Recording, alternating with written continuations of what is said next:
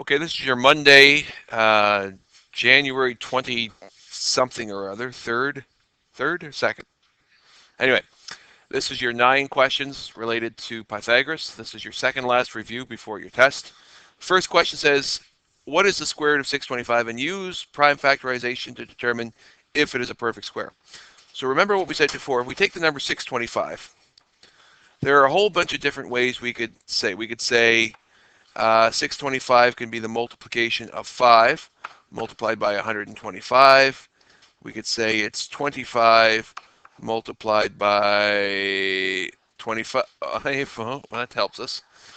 We could say it's to what else could we say it is? We could say it's 125. Okay. Anyway, that was a bad example. But there's different ways we could say how to multiply to get 625. But what we can also do is we can simply break it down using prime factorization into the multiplication of prime numbers. Any number can be represented by the multiplication of prime factors. So 5 times 125 is one way to say 625. Another way would be say 5 times 25 is another way to say the number 625. And the final way would be 5 times 5 times 5 times 5 would be 625. So the prime factors of 625, meaning the prime numbers we can multiply together to get to number 625 would be 5 multiplied by 5 multiplied by 5 multiplied by 5. And when we re-examine these, we realize that this is really another way of saying 25 times 25, which means 25 multiplied by itself is 625. So therefore, yes, 625 is a perfect square. And what is the square root? The square root would be 25, because 25 multiplied by itself is 625. In the second example, it says the square root of 8, which is not a perfect square, is approximately what number? So for this question on your test, the expectation is you would be able to put the square root of 4, whose root is 2, and the square root of 9, whose square root is 3. You realize that the square root of 8 would be somewhere between those two, closer to this than it would be to the square root of 4, which means it would be approximately 2 decimal, and acceptable answers would be 7, 2 decimal 8, and 2 decimal 9 would all be acceptable estimations for the square root of 8.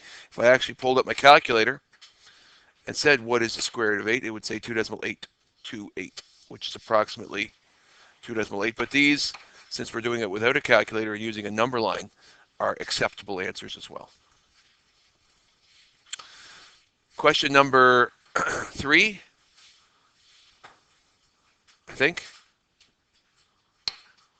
Question number 3 says, how many whole numbers have a square root of 11 decimal something? So a different way of saying this is how many whole numbers are between the square root of 121 and the square root of 144, right? Or have a square root between 11 and 12. These are different ways of interpreting the same question. How many whole numbers have a square root between 11 and 12? Or how many whole numbers are between the square root of 121 and 144? If we take it this way, so 11 decimal something would mean that the square root would fall between those, which means the square root of 121 would be here. I'll ungroup these. And the square root of 144 would be over here. So therefore, the square root of 123 would be 11 decimal something, all the way up to the square root of 143, which would also be 11 decimal something. So all of the numbers 123 to 143 are all of the ones that have square roots between there. And between those there would be how many? Oh, 122, sorry. That's it, yeah, 122. 122 to 143, how many are there? 22 or 21? 122, 23, 24, 25, 26, 27, 28, 29, 30, 31, 32, 33, 34, 35, 36, 37, 38, 39, 40, 41, 42, 43. Correct? So if we count these, we'd have 1, 2, 3, 4, 5, 6, 7, 8, 9, 10, 11, 12, 13, 14, 15, 16, 17, 18, 19, 20, 21. There are 22 numbers, 22 whole numbers, whose square root is 11 decimal something. So on your test, if you're asked that question, what I suggest you do is exactly what I did. Draw your number line and just put your little tick marks between the two and then count them up after. Right? Easy peasy. The fourth question gives you this picture and asks you what is the area of the missing square. So this is a leg, and this is a leg, and this one right here is the hypotenuse. So what Pythagoras said was the area of the two squares attached to the legs of a right triangle will equal the area of the square attached to the hypotenuse. So therefore 10 meters squared plus x meters squared will equal 26 meters squared. So in order to figure that out, you can just really just treat it as an algebra question. Subtract 10 meters squared from both sides, and you'll have the missing area. In this case, 16 meters squared. And that makes sense. 10 meters squared plus the missing area, 16 meters squared, gave me the sum of 26 meters squared. The next question, a little different. This is a leg, this is a leg, this is your hypotenuse.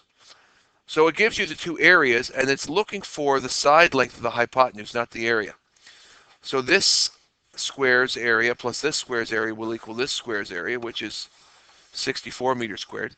And since that's the area of the square attached to the hypotenuse, x must be the square root of 64, which is 8 meters. So your answer for that question is 8 meters. The next question gives you an isosceles right triangle. It tells you that the area of that square is 72, which means, since they're identical squares, this square must have also an area of 72 meters squared, which means the area of the hypotenuse square would be the sum of those two, which is 144 meters squared, which means the side length is going to be the square root of 144, or exactly 12 meters. The next question gives you this and says, is this a right triangle? Is this right? No, it's probably wrong, but whatever. Is it a right triangle? So if it's right, the area of all the squares should match up. So 96 meters squared is the area of this squared attached to the leg. This leg has a side length of 10 meters, so its area would be 100 meters squared. And therefore the area of those two squared added together would be 196 meters squared. And if we check to see what the square root of 196 is, using a calculator, the square root of 196 meters squared is 14 meters, which means, yes, this must be a right triangle because it follows the Pythagorean theorem. Your next question gives you a rectangle and asks you for the diagonal length. Since if I broke down that rectangle into this shape right here, we would have x, meaning we don't know the hypotenuse. We'd have 20, meaning we know that leg, and we have 12 meters over here. So it really breaks down into a question that asks you what is the length of the hypotenuse. This would be 400 meters squared. This would be 144 meters squared, which means the sum of those two would be 544 meters squared. So the exact length of the diagonal, the exact length is the square root of 544, which is approximately, since I don't have any clue whatsoever, 544 square root is approximately 23.3 meters long. Okay? The next question gives you the same type of setup. This time it doesn't give you the length of the rectangle, but asks you what is the approximate perimeter of the rectangle and what is the approximate area. So I'm going to draw my right triangle. I'm going to put 12 as the hypotenuse, and I'm going to put 4 as one of the legs, and x being the other leg. So if I attach my squares here to each of the legs, this would be 16 meters squared, and this would be 144 meters squared. Therefore, this would have to be 128 meters squared, because the area of these two have to add up to be this. And therefore, the square root of 128 would be the length of the rectangle. So if I take my calculator and go 128 in the square root would be 11.3. So therefore, this is 11.3, which means that this is 11.3, and this is 4, and this is 11.3. So therefore, the perimeter would be 11.3 plus 11.3 plus 4, or another way to think about it is 2 times 11.3 and 2 times 4, which would be 22.6 plus 8, which is 30.6 meters for the perimeter. The approximate perimeter would be 30.6, and the area is length times width, which would be 11.3 multiplied by 4, which would be 45.2 meters squared for the area. Okay? Is that the last question? Perfect. Pinch that like button. Tell it's purple.